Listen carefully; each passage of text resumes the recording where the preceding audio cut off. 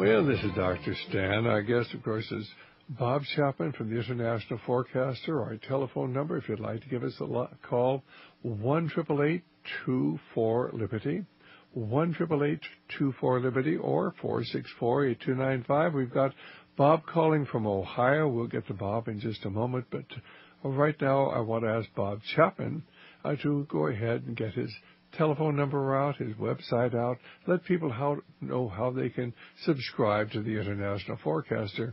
It's a wealth of information that anybody who hopes to survive the difficult times that lie ahead needs to have access to. Bob, how can people get in touch with you?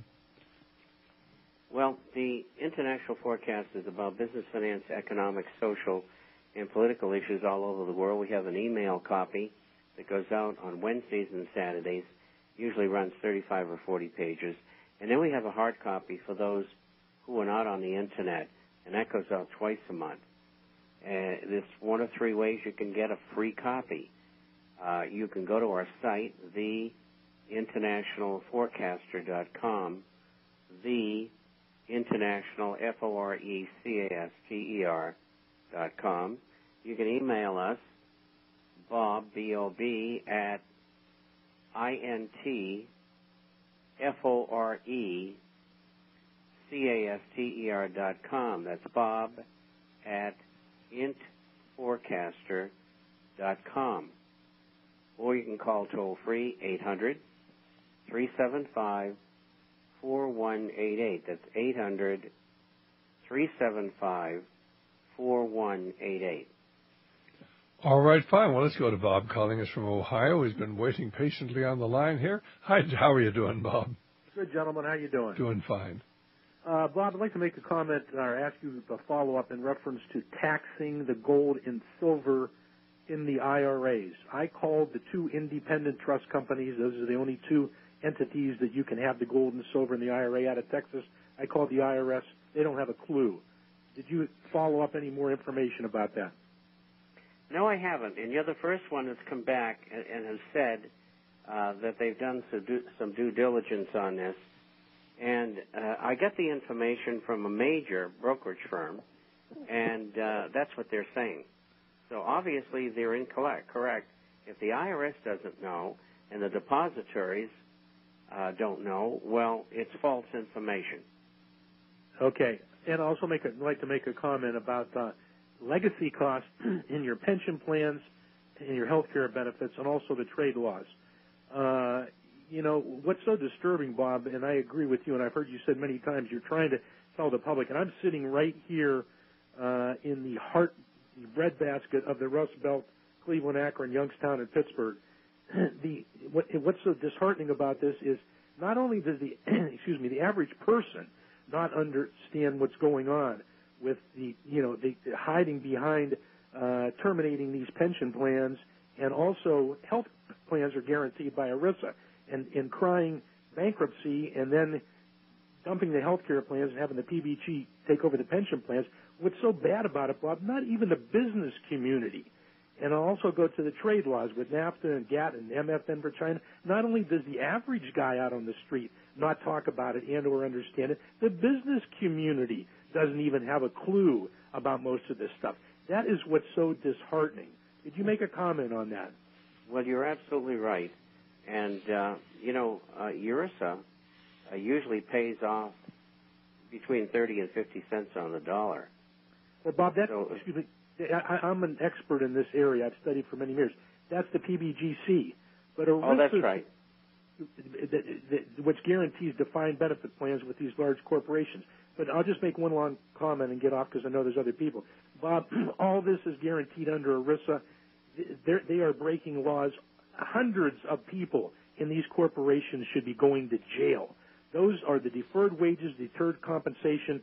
They are pooled, segregated assets for both health and pension benefits. These people under fiduciary laws should be going to jail. And one last comment is, this is what I'm saying. Not only does not the common guy talk about this, I don't even hear any business people that should have an understanding talk about this. Well, of course, the thing is, you have this pension benefit guarantee corporation.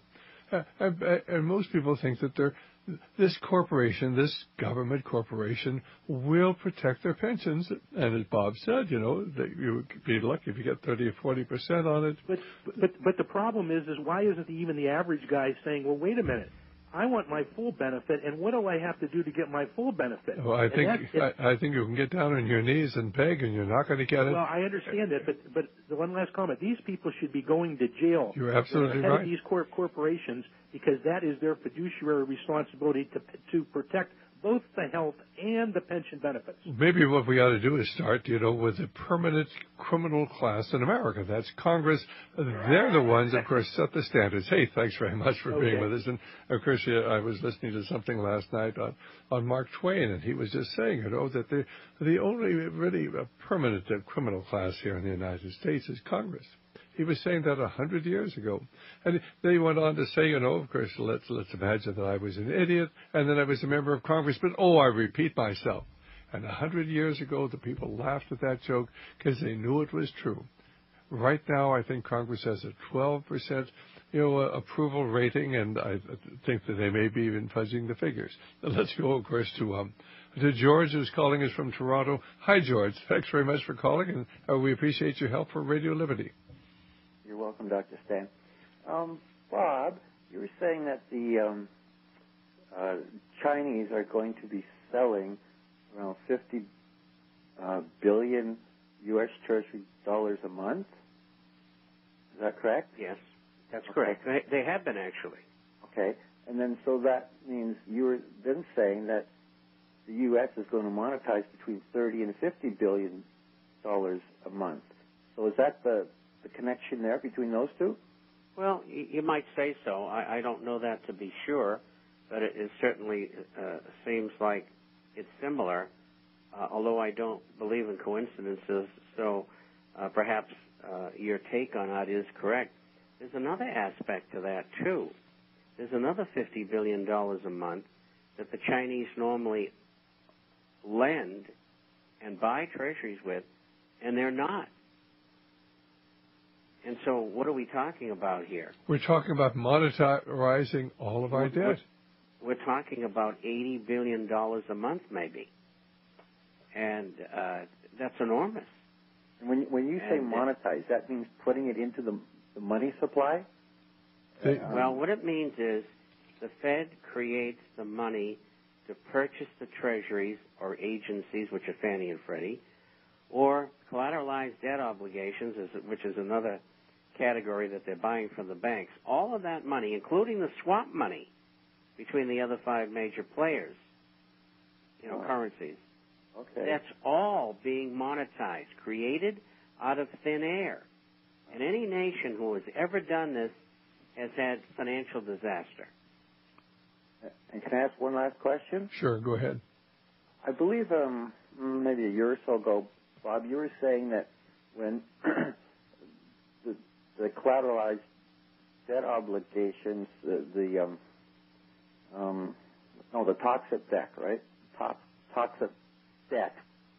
I think about 70% was held by Europe.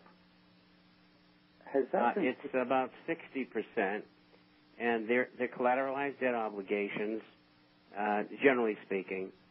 And one of the interesting things about them holding that debt is that no one, and these are professionals, and they had to have read their contracts, and I'm sure that their attorneys did, none of them have brought civil charges against the raters or the sellers of that product, those products. And the banks, of and course, no one has ever been prosecuted criminally. And basically, it's a criminal act what they did. They knew that these were fraudulent bonds that they were selling. They were rated AAA by Moody's and Standard & Poor's, and they should be held responsible. But the banks who created these fraudulent bonds should be held responsible, and they're getting away scot-free, and they're making massive bonuses themselves.